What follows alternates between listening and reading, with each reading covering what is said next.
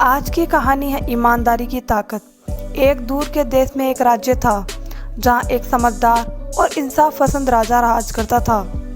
सब लोग उस राजा से प्यार करते थे और राज्य में सब खुशहाल और शांति रहते थे। लेकिन एक दिन राजा बीमार पड़ गया और राजा की मृत्यु हो गई। अपने पीछे से राज्य बिना राजा का छोड़ गया। राजा के मंत्री इकट्ठे हुए ताकि वे नए राजा का चुनाव कर सके। उन्हें पता था कि जो भी राजा बनेगा उसको राजा जैसा समझदार और इंसाफ पसंद होना चाहिए। बहुत सोच विचार के बाद मंत्रियों ने फैसला किया कि एक प्रतियोगिता कराई जाए जिससे नया राजा चुना जा सके। वे राज्य के सभी बच्चों को इकट्ठा करेंगे और हर एक को बीज देंगे। बच्चों से कहा गया कि वो घर जाएं और बीज को उगाएं। 6 महीने बाद वो अपने पौधे लेकर वापस आएंगे और जिसका पौधा सबसे स्वस्थ होगा उसको नया राजा बना दिया जाएगा। महीने बीत गए और प्रतियोगिता का दिन आ गया।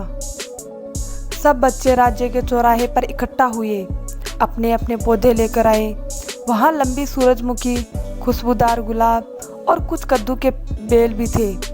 लेकिन एक बच्चा सिर्फ खाली गमला लेकर आया था।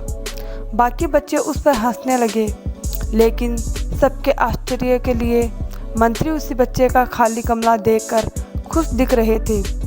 मंत्री उस बच्चे के पास गए और उससे पूछा कि उसका गमला क्यों नहीं खाली है।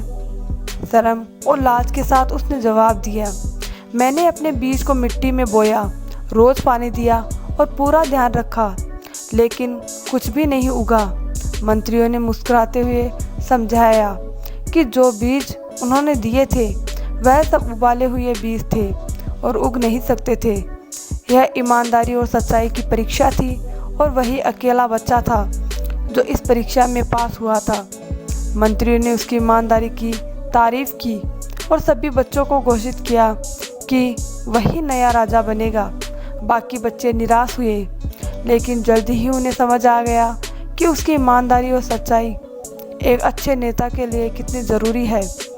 उसके नेतृत्व में राज्य की फिर से खुशहाल हो गया।